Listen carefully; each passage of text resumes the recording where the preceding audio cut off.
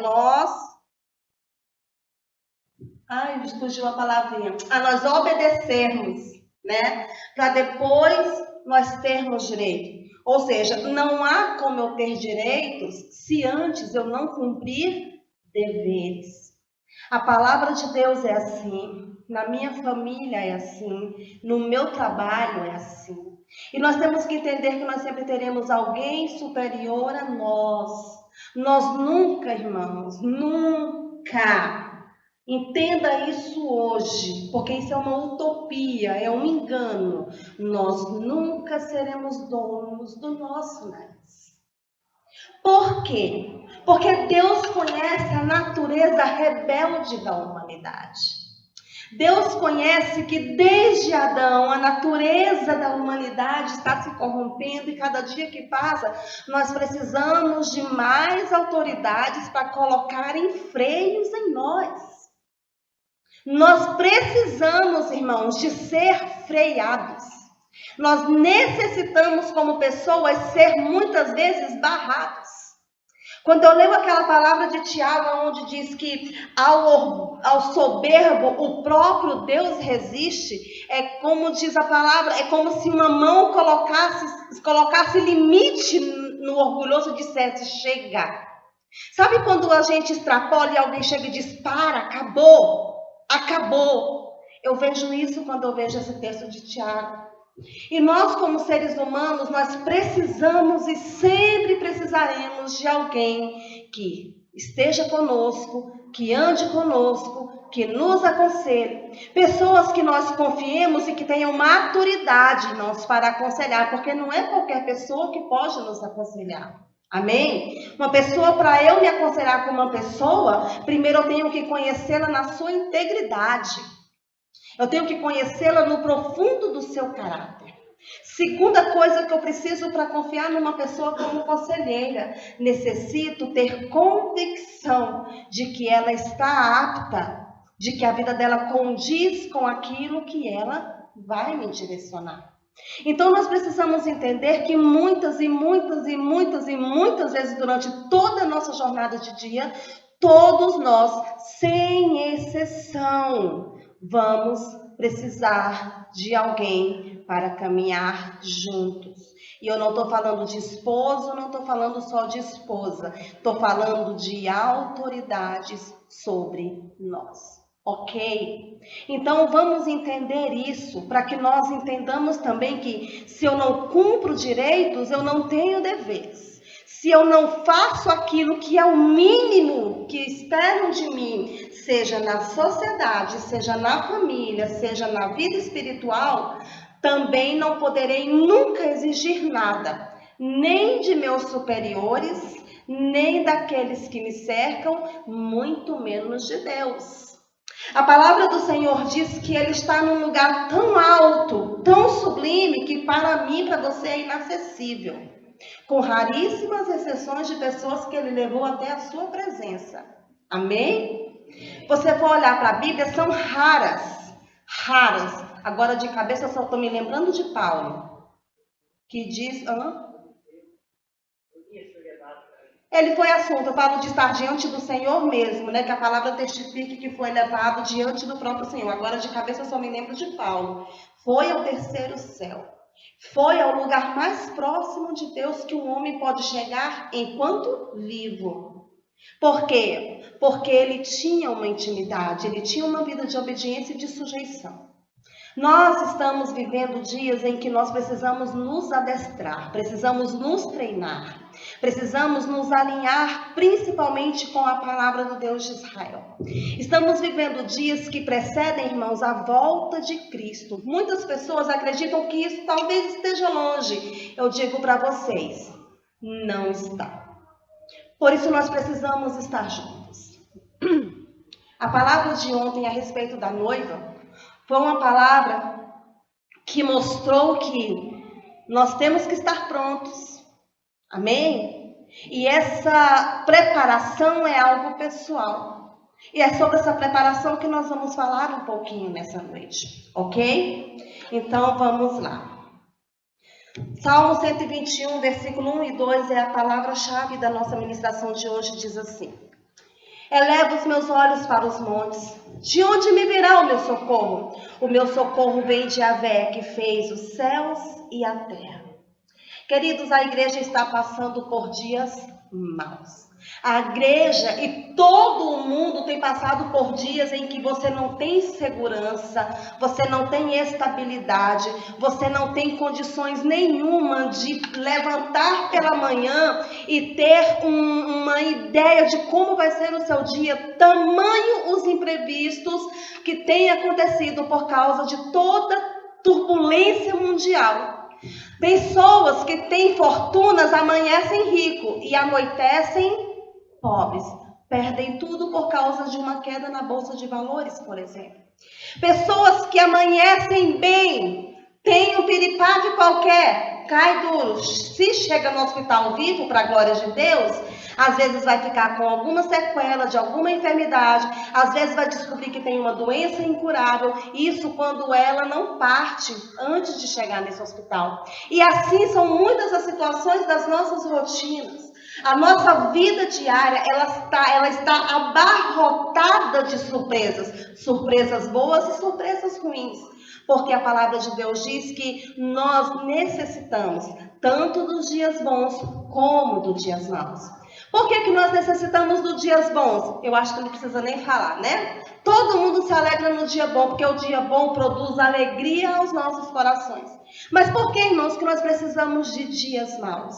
Porque o homem necessita de momentos de luta para se estabelecer, reconhecendo que não tem poder e autoridade sozinho, se assim o Eterno de Israel não estiver com ele. Os nossos dias maus, as nossas tribulações, as nossas dores, os nossos pesares, as nossas aflições, as inquietações da nossa alma estão contribuindo, creia, porque é bíblico, para o seu e para o meu bem. Muitas vezes nós não podemos entender como a morte de um ente querido faz bem para nós, se está causando um sofrimento. Mas a palavra do Senhor diz em Provérbios que é melhor você estar numa casa onde há luto do que numa casa onde há uma festa. Porque onde há luto, você para pensar, o que eu estou fazendo? Você para pensar se sua vida está valendo a pena. Então, os dias maus, eles vêm para nos adestrar, para nos capacitar, para nos qualificar para determinadas situações. Amém? O eterno Deus habita nos montes, ele habita em lugares altos. Há uma alegoria de que sempre ele estará acima de tudo e de todos, tanto de forma figurada, aliás, deixa eu corrigir. Ele está acima de tudo e de todos, tanto de uma forma figurada como de uma forma literal. Amém? Você nunca vai procurar por Deus e pedir socorro a Deus olhando para o chão. A nossa tendência, sempre que nós precisamos de Deus, é olhar para cima. Às vezes, até no momento de raiva, você fala assim, ai meu Deus! É para cima que a gente olha, não é para o chão. Quando a gente se prostra, quando a gente põe a nossa face no chão, normalmente a gente põe em situações de humilhação, humilhando-se diante do Deus eterno. Mas quando nós precisamos de socorro e provisão, normalmente a gente olha logo para cima. A gente dá logo aquele grito de socorro. E pasmem, todos os nossos gritos de socorro são ouvidos pelo Deus eterno. Então, nada que você necessita, nada que você tem clamado, nada, irmãos, por mais torto que nós estejamos, está sendo impedido de chegar aos ouvidos do nosso Deus eterno, porque ele diz que ele não está surdo para que não possa ouvir. Ele diz em Isaías que as mãos dele não estão encolhidas para que ele não possa abençoar. Porém, algumas coisas fazem separação entre nós e ele, e essas coisas são os nossos pecados. Às vezes o nosso clamor, o nosso pedido de socorro não produz um efeito tão rápido por causa das nossas situações diárias diante do Eterno. E o Senhor está permitindo agora momentos de tribulação para exercitar em nós um caráter cristão, ok? Até aqui todo mundo entendeu? O salmista estava buscando algumas coisas do Eterno, por exemplo. Ele estava buscando algo que parecia impossível, porque apenas o Eterno é o Deus do impossível. Haveriam coisas difíceis demais ao Eterno? A um tempo determinado eu tornarei para ti. E esse tempo da vida, e Sara terá um filho. É o que está escrito lá em Gênesis 18, 14. Também lá em Mateus 19, 26 está escrito assim: e Jesus, olhando para eles, lhes disse: aos homens é impossível, mas a Deus tudo é possível. Lá em Lucas 1, versículo 37 está escrito assim: porque para Deus nada é impossível. Todas as vezes que eu e você olhamos para cima, a única coisa que nós estamos fazendo de uma forma consciente ou inconsciente é olhar para aquele que vai prover o impossível. Porque, queridos, o que nós podemos fazer, nós vamos ver mais à frente, Deus não vai fazer. Porém, aquilo que eu não posso fazer, que você não pode produzir, é nisso que Ele vai trabalhar. Então, quando eu e você olhamos para cima, primeira coisa que nós fazemos como o salmista fez é apelar ao Deus do impossível. Amém? O salmista também ficava olhando para o horizonte na esperança de ver uma solução. Porque o Eterno pode até mesmo criar o que não existe como se já fosse, como está escrito em Romanos 4, 17, parte B do versículo. A saber, Deus, o qual vivifica os mortos e chama as coisas que não são como se já fossem. Olha que coisa linda esse versículo de Romanos capítulo 4, versículo 17, parte B. Ele chama aquilo que você está suplicando a Ele, que você não vê, que você não sente, que você não ouve, mas que já existe. Ele vai trazer a existência. Através do nosso pedido de socorro, através das nossas súplicas, através do nosso olhar voltado para Ele, nós estamos reconhecendo que só Ele é capaz de trazer à existência aquilo que ainda não há, mas que já está pronto desde antes da formação do mundo. A palavra do Deus Eterno diz que desde antes que Ele formasse a mim e a você no ventre das nossas mães, Ele já havia determinado todas as coisas, já havia escrito todos os nossos dias, irmãos. Ele tem poder infinitamente maior, mais profundo do que a nossa vã filosofia ainda pode imaginar. Ah, Deus é muito bom, aleluia. Tenham paciência comigo. O salmista não sabia o que fazer, mas sabia que em Deus, no Deus eterno de Israel, poderia haver uma direção. Somente o Eterno poderia levá-lo a bom termo. Eu pesquisei o tema ser guiado, ser levado. E nas duas alianças existem 6.710 referências sobre o tema ser guiado, ser levado pelo Eterno. Enquanto que só na antiga aliança existem 6.710 referências. E na nova aliança, 1.960 referências a respeito de ser guiado, de ser direcionado por Ele. Soma, irmãos, essas duas coisinhas, aí você vai ter quase 9.000 referências bíblicas, de Gênesis a Apocalipse, dizendo: Ele vai te guiar. Dizendo que Ele te leva, que Ele te conduz. Agora eu pergunto para você, o que é que você precisa? Qual é a direção que você necessita? Ele tem a resposta. Ele tem o caminho para te indicar. Ele tem a palavra certa para te restaurar. Ele tem a direção exata para proporcionar gozo à tua alma, hoje e agora.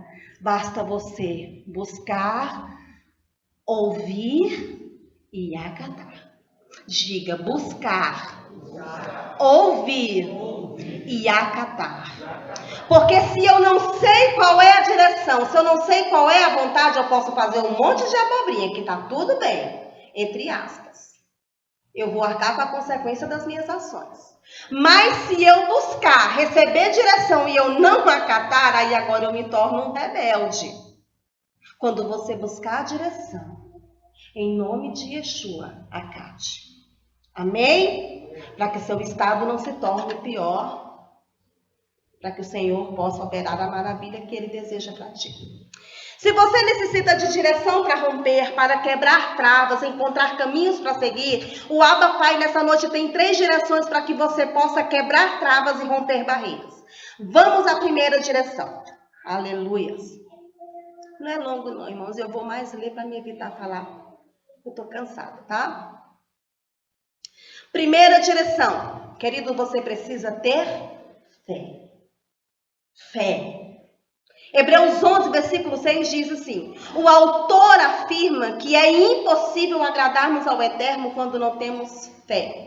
Porque é necessário que aquele que se aproxima do Pai, primeiro, creia que Ele existe. E segundo, creia que Ele é galardoador daqueles que o buscam.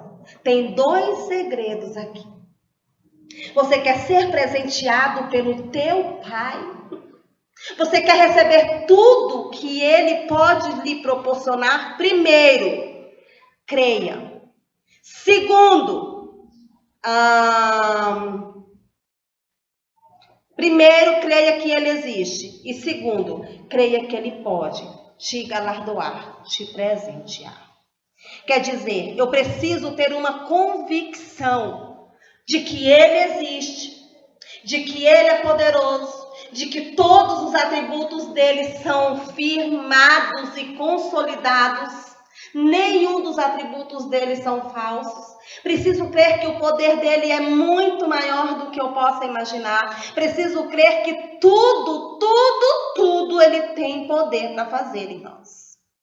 Amém? Não há nada impossível, lembra? Então continue crendo. Aleluias. Se nós crermos, seremos então presenteados, premiados, coroados ou galardoados. A palavra galardão é presente, o sinônimo de galardão é presente, prêmio e coroa. Ok? Quem crer nele, quem confiar nele, será presenteado, premiado, coroado e laureado por ele. Ok?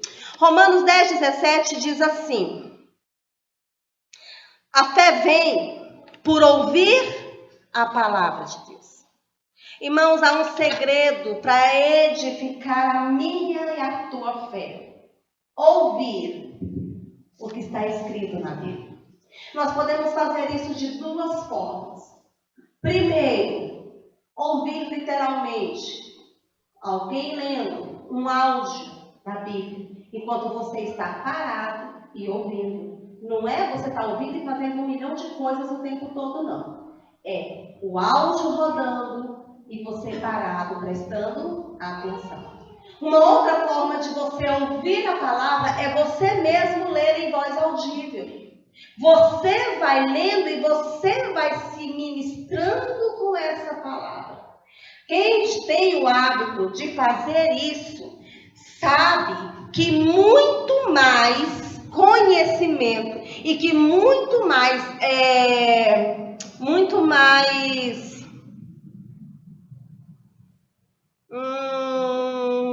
já me encontro, peraí. Você tem mais conhecimento e você consegue gravar melhor a palavra quando você lê em voz audível. Porque se torna um exercício de edificação para a sua alma, ok? As bases da fé são imprescindíveis para que eu e você obtenhamos manifestação do que é impossível.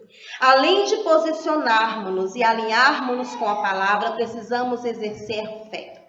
A fé produzirá o que é prometido, mesmo que ainda não o vejamos. Hebreus 11:1 diz que a fé é a certeza das coisas que se esperam e a prova das coisas que não se veem. Quando eu tenho fé, quando eu leio a palavra e eu vejo as promessas do Deus eterno, a minha fé é ter firme convicção de que Ele vai fazer do jeito dele, no tempo dele, e se eu estiver posicionado. Vocês se lembram que todas as promessas de Deus são condicionadas? Vocês se lembram disso? Se o meu povo orar, Se o meu povo me buscar, se o meu povo se converter, se o meu povo retornar, se o meu povo, se. De Gênesis a Apocalipse, todas as promessas do Eterno para o povo dele, para a noiva dele, tem um si na frente. Então não vamos conquistar de qualquer forma. Nós não vamos conquistar de qualquer jeito. Nós vamos nos alinhando em relação a essas promessas. E elas vão começar a nos alcançar em forma de bênçãos. Amém? Vocês estão entendendo? Amém? Se você for ler, irmãos, nenhuma das promessas que o Senhor fez, Ele fez dizendo, você pode ficar do jeito que você estiver, não mude, não se mova, não faça nada, porque eu já estou te abençoando. Isso não existe. Você já viu algum pai de bom senso, claro, porque pai todo poder tem isso. Mas você já viu algum pai de bom senso ver um filho desorientado, sem noção, comprar uma Ferrari e dar essa Ferrari de presente para esse filho? Por quê? Está claro, irmãos, a resposta. Porque ele não quer que o filho morra.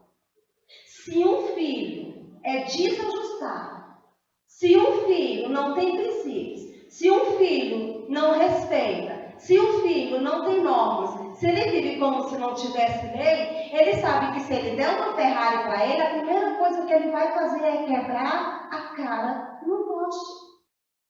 Então ele não vai dar um carro de presente para o filho dele. O nosso Pai é tão perfeito que Ele também não vai nos dar uma Ferrari. Por quê? Às vezes nós não temos carteira de motorista.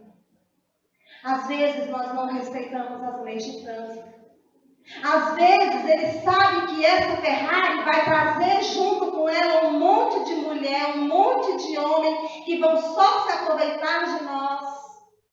Ele sabe que essa Ferrari não vai, como nós desejamos, apenas nos levar para a casa do Pai. Ela vai começar a nos levar para a balada, vai começar a nos levar para uma festinha regada a coisas que nós não podemos usar, e assim sucessivamente. Queridos, o Pai sabe de tudo.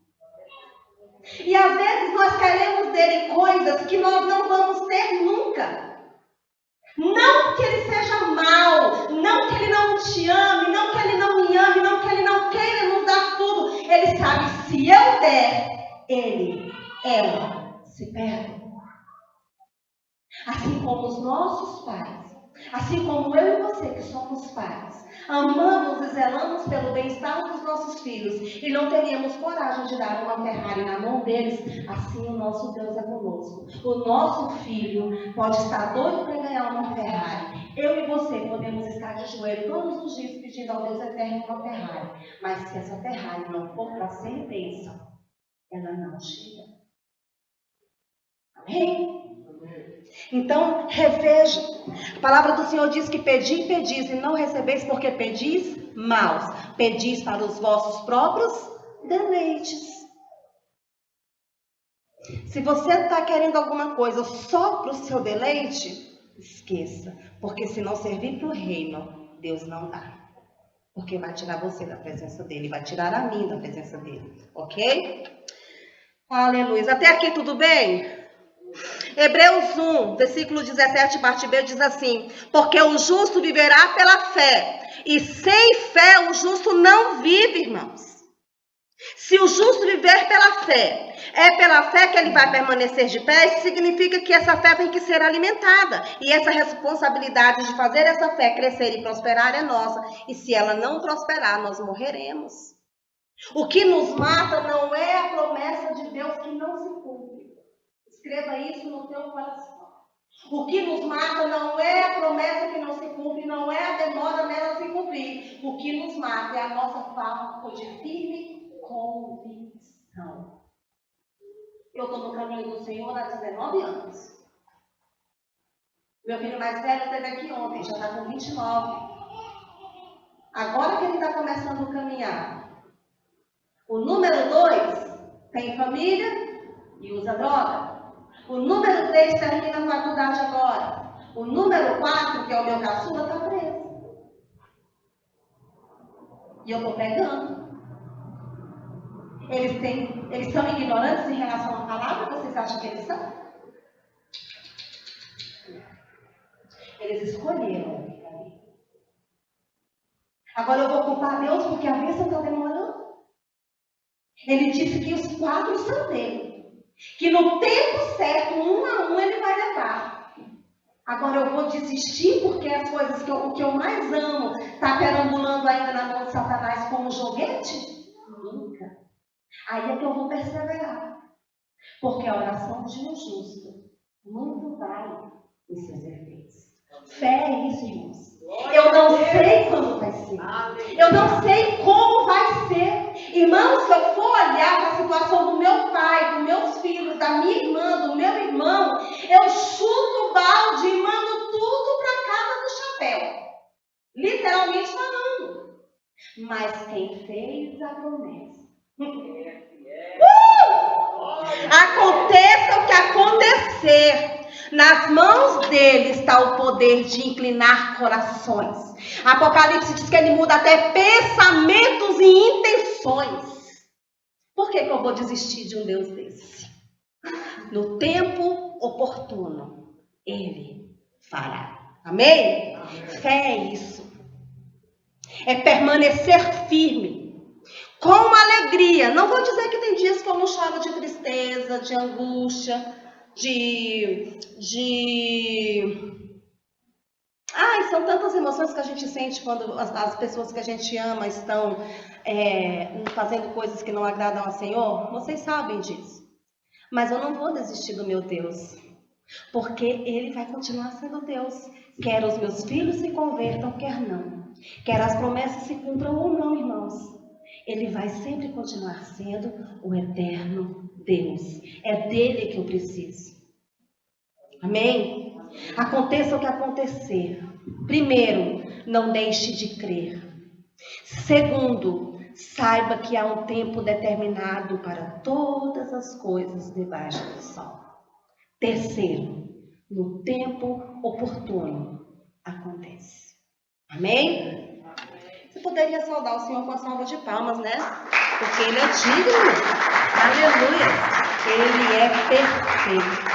A fé nos conecta ao poder criativo de Deus. Eu vou pular essa parte porque ela vai se estender, mas eu quero dizer que a minha fé viaja quando eu leio Bíblia. Se você ler Bíblia, querido, querida, você vai se desenvolver. Porque você vai descobrir que realmente Ele pode e Ele poderá sempre. Ok? Não vou entrar nessa parte não para não estender. Quando nós recebemos do Pai uma promessa, a primeira coisa que fazemos é imaginar como isso vai se manifestar. Começamos então a nos deleitar, nos alegramos, somos renovados através da sua palavra e das suas promessas. Essa é uma forma de exercermos fé, de vivermos o que ainda não existe, fazendo planos para que se manifeste como se já fosse, porque quando a bênção vier, aquilo que eu esperei, crendo, há de surgir, porque eu estou agindo de acordo com a promessa. Deus disse que vai salvar os meus filhos. Como é que eu vou agir?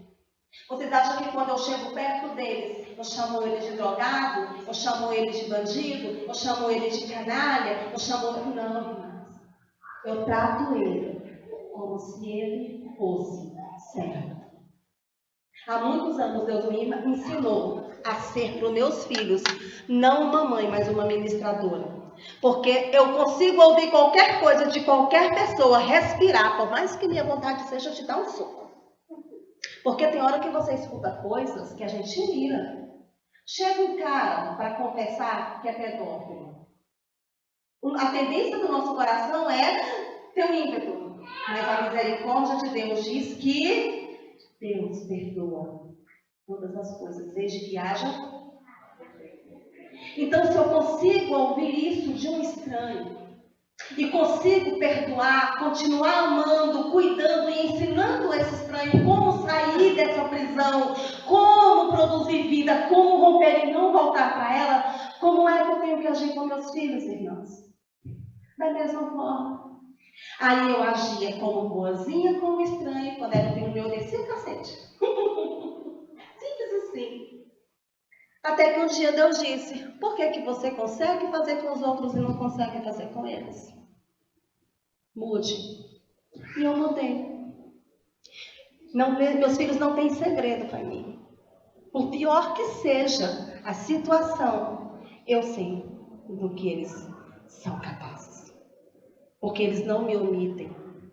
E quando eles precisam de um conselho, para quem que eles ligam? Eles moram com o pai, mas eles não ligam para o pai.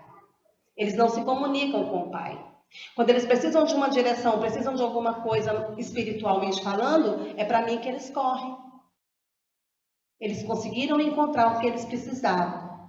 Em vez de uma mãe irada, iracunda, cheia de mágoa, de ressentimento e de frustração, eles encontraram alguém que eles podem encontrar uma palavra de correção, mas que produz vida. Amém? Aleluia. Até aqui tudo ok? Vamos falar do item número 2. Primeira coisa que nós precisamos é de fé. Segunda coisa que nós precisamos, ser enxertados, inseridos na célula-tronco que é Yeshua, para que nos desenvolvamos como aquele que o originou, o Abba. Queridos, hoje eu fui ler sobre enxerto. E é muito interessante o que um enxerto é. Algo que não serve para nada, que é azedo, ou que é amargo, ou que não é aproveitável, é inserido em algo totalmente diferente. Doce, amável, perfeito. Isso a gente falando de gente, tá bom? Então agora, essa essência do que é perfeito vai transformar a essência do que é imperfeito. Isso é ser enxertado em Yeshua, o Cristo. Nós, que não servíamos para nada, hoje estamos enxertados naquele que muda o nosso DNA, desde o tutano dos nossos ossos. Amém? Então, agora nós começamos a conquistar uma mudança de vida. E para essa transformação ocorrer de uma forma plena, é preciso frutificar. Porque a palavra de Deus diz em João 15, versículo 5, eu sou a videira, vós os ramos. Quem permanece em mim e eu nele, esse dá muito fruto, porque sem mim nada podeis fazer. Estudando a palavra lá em Salmo 119, versículo 15, o salmista diz assim: em teus preceitos eu quero meditar, para andar atento em tuas veredas. Preceito é regra. Não há como você servir ao eterno Deus se você não seguir as suas regras, ok? Conselho é ensino, é formar, é educar, ok? Meditar é pensar, é refletir sobre. Vereda é um caminho apertado e alternativo através do qual alguém consegue chegar mais rápido a um lugar. Olha que coisa interessante esse versículo. Teus preceitos, o que é preceito? Regra. Neles eu quero meditar, quero pensar e refletir. Para estar atento às tuas veredas, para estar atento ao caminho apertado e alternativo através do qual eu vou chegar mais rápido. Irmãos, e eu fico pensando, nós somos tão tolos, que nós não queremos entrar por esse caminho. Não queremos meditar nessa palavra, não queremos andar respaldados nela, sendo que está escrito que ela encurta o caminho para que eu e você atinjamos aquilo que o nosso coração almeja. O Senhor diz lá no livro de Jeremias, que eu não lembro agora a referência, que tudo que Deus faz, Ele faz para que nós vivamos aquilo que nós mais desejamos, só que pelo caminho que Ele traçar, não pelo nosso. Do jeito que Ele planejou, não do nosso jeito. Amém? Aleluias. O que o salmista está dizendo é: nas tuas regras eu peço para chegar mais rápido ao seu projeto. Aleluias. Orar é confessar pecados, é clamar. É preciso também orar, ok? Orar é confessar pecado, é clamar, interceder, adorar, agradecer. Mateus 14, 23, só nos 4 evangelhos, irmãos, existem mais de 1.600 versículos que falam sobre oração. E muitos deles envolvem o Filho do Deus eterno. Queridos, Yeshua orava. Ele investia tempo no monte, num lugar reservado, onde ninguém pudesse causar dificuldade, pudesse atrapalhá-lo em sua comunhão, em seu diálogo, em sua comunicação com o seu Pai. Se o Filho de Deus, que é o Filho de Deus, se dedicava à oração, imagine nós, se não precisamos. Amém? Outra coisa importante, é preciso jejuar. Esse aqui eu vou trazer porque é interessante. Deus instituiu um jejum para que toda a nação de Israel fizesse no dia do Yom Kippur, o dia do perdão, para que o povo fosse purificado das suas transgressões. O jejum do Yom Kippur é um jejum que o povo judeu e israelita cumpre todos os anos como um dia de purificação de todas as suas transgressões. É uma regra, é uma norma, ok? Mas o Senhor também instituiu outros jejuns na palavra, como por exemplo, 2 Samuel, não peguei todos, só alguns, tá? 2 Samuel 12:16, Davi ora pela vida do filho, quando o filho dele com Betseba, o fruto do adultério, está doente para morrer, Davi, em jejum, em arrependimento, intercede para que Deus tenha misericórdia daquela criança. Outro jejum, 2 Crônicas 20, versículo 3. O rei Jeosafá levanta jejum com todo Judá, arrependendo-se de toda transgressão e clamando por auxílio divino para que prevalecessem contra os inimigos. Esdras, capítulo 8, versículo 21. O sacerdote Esdras levanta jejum para que o Deus eterno levasse a bom termo a viagem do povo do retorno do exílio babilônico. Ok? Números, capítulo 9, a partir do versículo 1, fala que Neemias levantou um jejum com todo Israel, também se arrependendo, confessando o pecado da nação e se reunindo depois para ouvir a lei, se estabelecendo de novo como povo escolhido do Eterno. Esther, nós temos em Esther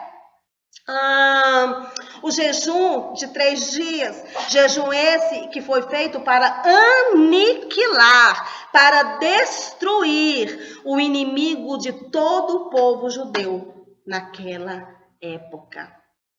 Tá bom? Daniel 9:3, 6:18, fala que o profeta levanta jejuns específicos. Ezequiel 4, 10 e 11, o profeta é convocado pelo Eterno para comer e beber sob medida em pleno cerco de Jerusalém.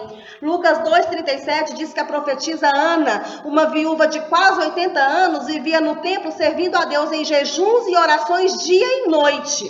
Atos 14:23 diz que, havendo-lhes por comum consentimento, eleito anciãos em cada igreja, orando com jejuns, os encomendaram ao Senhor aqueles que haviam crido. E disse Cornélio: há 4 dias estava eu em jejum e oração na minha casa, a esta hora, a hora 9. 1 Coríntios, 2 Coríntios, Daniel tem outros tipos de jejum. Você vai ver que cada jejum está específico para uma determinada situação. Nós temos N formas de sacrificar o nosso estômago e a nossa carne para nos alinharmos com o propósito de Deus, inclusive abater os nossos inimigos espirituais. Não protelem em jejuar, não protelem em estudar a palavra, não protelem em orar, irmãos. Não sejam omissos, ok? É preciso também profetizar. declarar aquilo que sai da boca do Eterno. E de Gênesis a Apocalipse veremos profetas e servos fiéis profetizando. Profetizar tem uma função: fazer conhecida a vontade do Pai e estabelecer essa vontade na terra. Aleluia. Amós 3, versículo 8b, está escrito assim: falou o Senhor Deus, quem não profetizará? Queridos, quando Deus fala, você pode profetizar. Vai trazer à existência o projeto de Deus para aquilo que ele determinar. Lembra que a palavra diz que o que procede da boca dele, a palavra que sai da boca dele, ela não volta vazia, mas ela prospera para aquilo a qual ela é enviada? E engraçado é que às vezes nós profetizamos tanto sobre os outros e não conseguimos profetizar sobre nós mesmos. Tem gente de casa no bico já.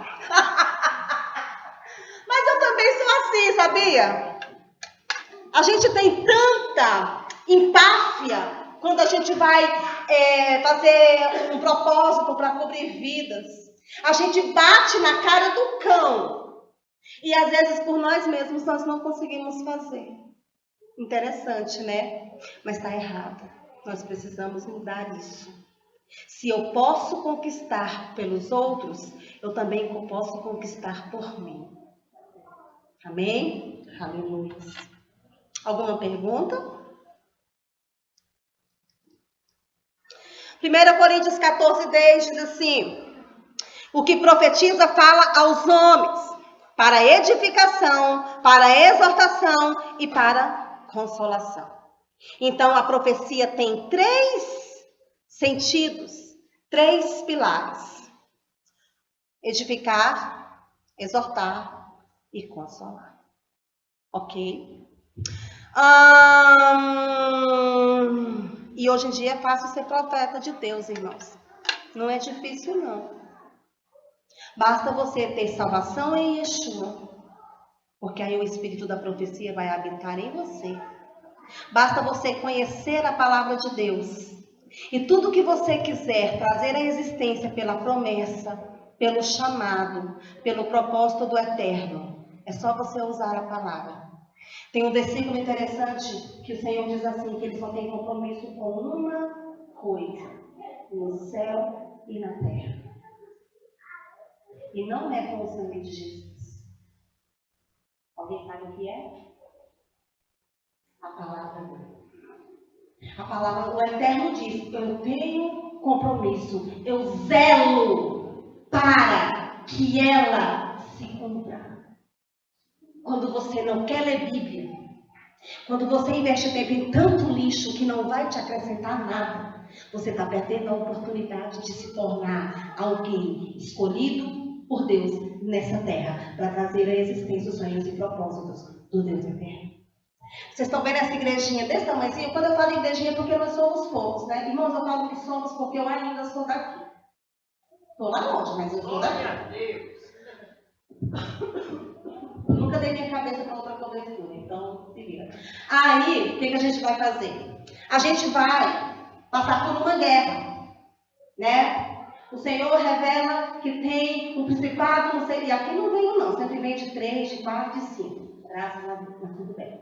Aí o Senhor mostra que está vindo uma grande luta, um grande vento, uma grande destruição. A gente desce em jejum e oração, buscando arrependimento, conversão, cobrindo vidas e buscando direção. Aí o Senhor é maravilhoso, é poderoso e é santo, Ele dá a direção. E geralmente é dentro da...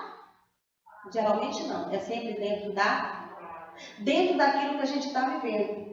Aí a gente começa a orar em cima daquilo. E são poucos dias, às vezes de um dia para o outro, né, pastor? As coisas acontecem. Até lei federal é mudada de hoje para amanhã. Para a glória dele.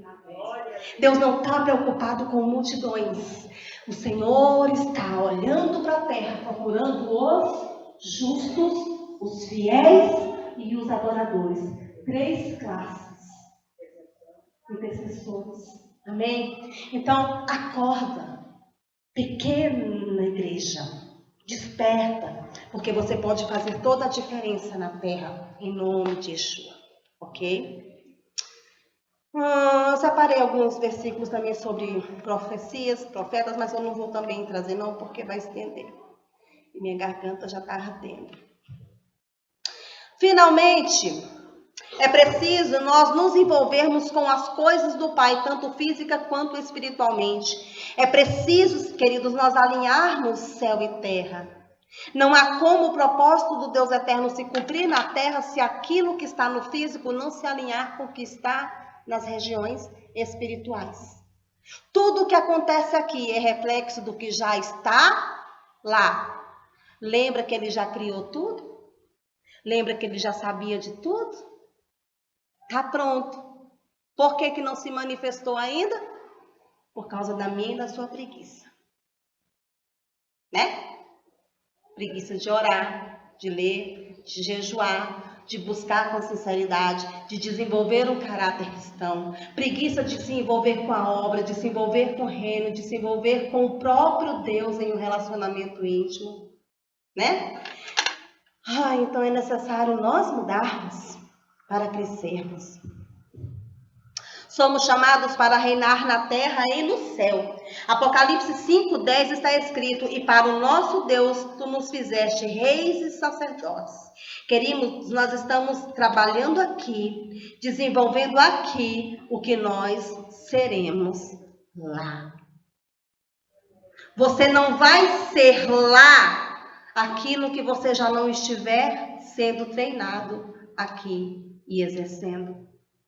Se você aqui for um soldado raso e só se esforçar para ser um soldado raso, lá também você vai ser um soldado raso. Se você se esforça para ser cabo, lá você será cabo. Se você se esforça para ser general, lá você será general. Mas se você aqui não se esforça para ser nada, lá também você não entra. Pastora, você está ficando doida. São muitos os versículos, irmãos, que dizem que haverá um julgamento para a igreja, para a noiva, tá? E que o primeiro julgamento é o nosso.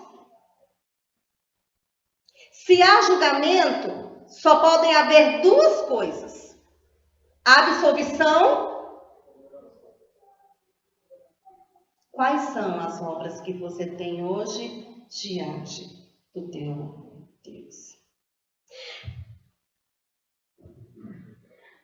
Jamais, eu não consigo entender como que eu posso acreditar numa pregação que diz que eu posso aceitar Jesus, continuar pecando de todo jeito e assim mesmo Deus está me amando e morrendo por minha causa. As pessoas não conhecem o Deus de Israel. A palavra diz que ele é amor, mas também é fogo consumidor.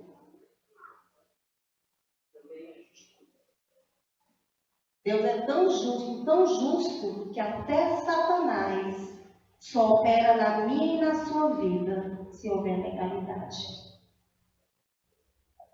O que é legalidade? Eu já ensinei para vocês. Quebra da lei. Repita comigo: legalidade é quebra da lei de Deus e dos homens. Então não adianta eu querer ser santo e seguir toda a Bíblia se eu também não respeito o sinal de trânsito, se eu dirijo sem carteira, se eu estou mentindo, se eu estou roubando, se no meu local de trabalho eu estou enrolando, não estou fazendo meu serviço direito, se estou na casa da minha mãe e do meu pai metendo a mão naquilo que não é meu, se não estou respeitando os mais irmãos. Acordem.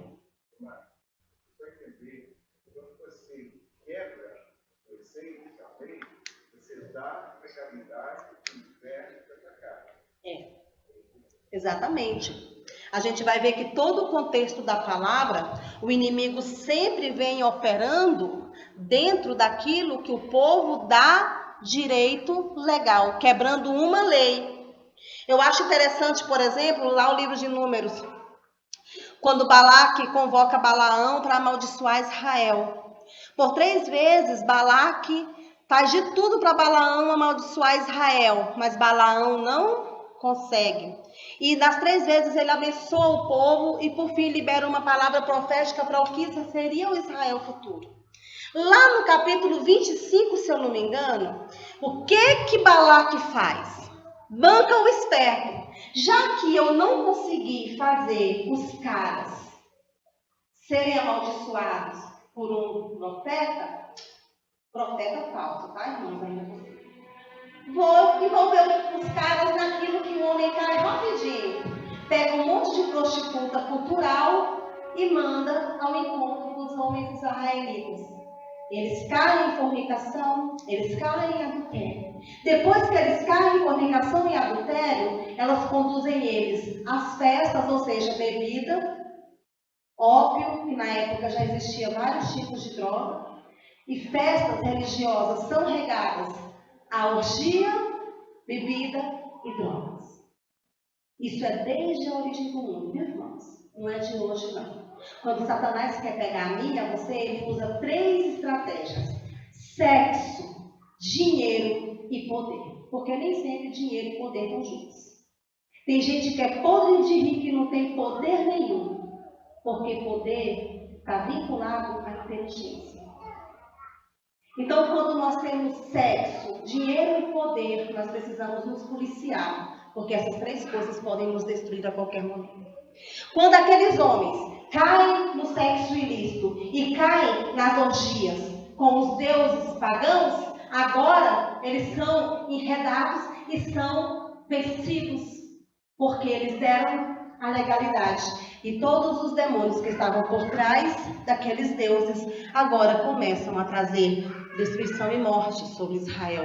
O povo se torna extremamente idólatra. Deus tem que mover a mão dele para que uma parte fosse preservada, enquanto aquilo que sempre está mais contaminado e que não quer mudança é destruído. Alguma pergunta? Irmãos, vocês estão entendendo? Tá claro? Então vamos continuar aqui. Vamos rever. Primeiro, é preciso ter fé. Amém? Segundo, é preciso colocar-se como filho. Tudo isso que eu falei, orar, jejuar, estudar a palavra, posicionar-se, está relacionado a ser o filho, irmãos. Você vai ver Yeshua fazendo todas essas coisas, ok? E para encerrar, vamos falar a respeito de agir. Agir é fazer alguma coisa, é realizar, é atuar, realizar e atuar. Se eu tiver fé, me colocar e agir como Yeshua, eu jamais serei inerte, estarei parada, restrita ou estacionada. Jamais vou abster-me de responsabilidades e nem vou refrear-me quando for preciso eu ir além. Não irei me reprimir quando eu preciso liberar-me para uma ação ética ou moral. Irei omitir-me em tomar decisões importantes. Quem está em Yeshua não é inerte, não para, não estaciona, não se restringe, ok? Êxodo 14, versículo 15 e 16 diz assim: disse o Senhor a Moisés: por que clamas a mim? Olha como o povo tem o hábito de esperar que Deus faça tudo, irmãos. Dize aos filhos de Israel que marchem, e tu levanta teu cajado, estende a tua mão sobre o mar e divide-o, para que os filhos de Israel passem pelo meio do mar em seco. Amados, não espere que papai vai fazer o que eu e você precisamos fazer. É preciso agir, ok? Tiago 2,18 diz assim: mas dirá alguém, tu tens a fé, eu tenho as obras. Mostra-me a tua fé sem as tuas obras, e eu te mostrarei a minha fé através das minhas obras.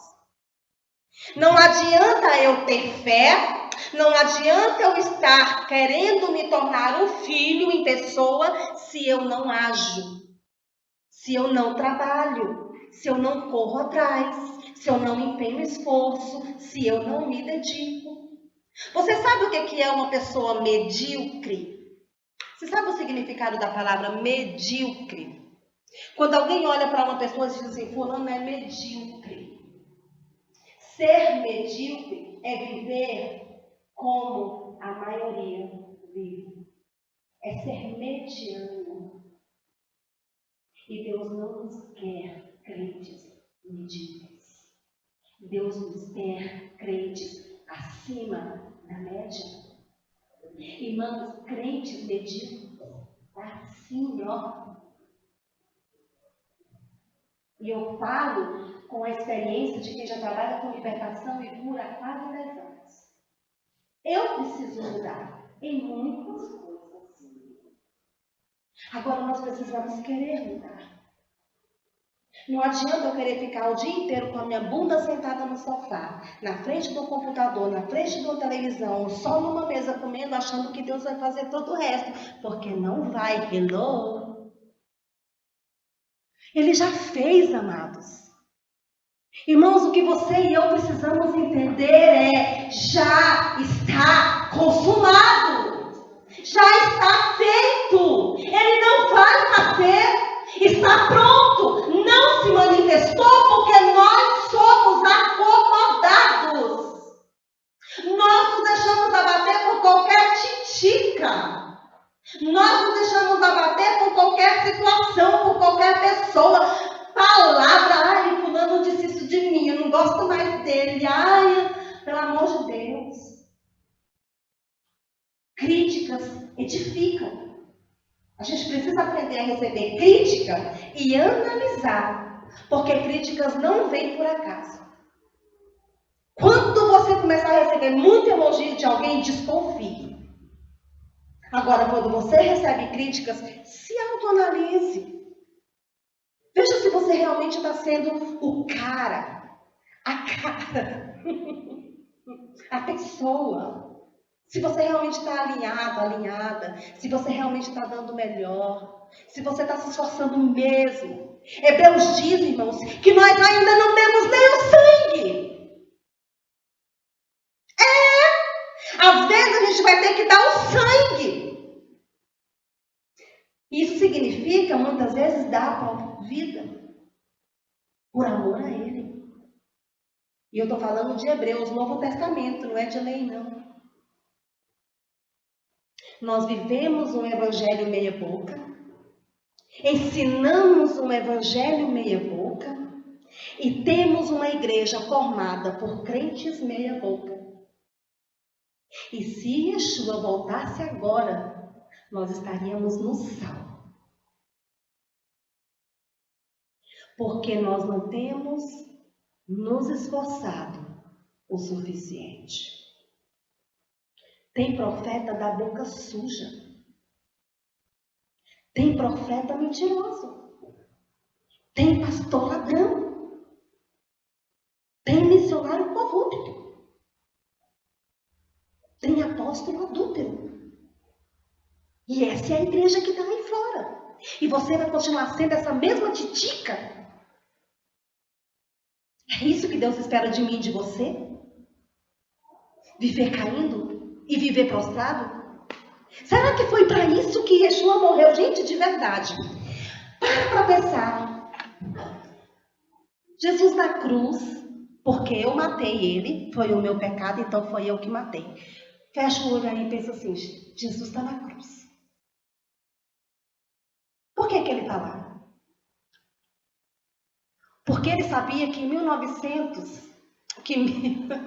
2017, aquele povo da Iru ia estar reunido no domingo de fevereiro, que eu não lembro que dia é hoje, vai ficar por isso mesmo. 19? Porque no dia 19 de fevereiro de 2017, teria um grupo pequeno na Iru reunido. E esse grupo, cada um deles que estão ali, são culpados pela morte de Cristo. Porque o Pai sabia que esse povo que nem tinha nascido ainda ia pecar. Mas eles já mataram Jesus naquela época. Irmãos, fomos eu e você quem matamos o Salvador. Foi o meu e o seu pecado que colocou ele lá. Foi por nossa causa. Foram as nossas mentiras, os nossos vícios, as nossas compulsões, as nossas transgressões, a maldade do nosso coração, a nossa falta de caráter. Foram essas coisas que colocaram ele lá. Ele merecia morrer? Será que eu realmente mereço que alguém morra por mim? Que tinha que morrer não. Porque a palavra diz que o salário de quem peca é mas o dom gratuito de Deus através do sangue do Cordeiro que santifica é vida. Agora tu acha mesmo que ele ia morrer para mim e você continuar do mesmo jeito?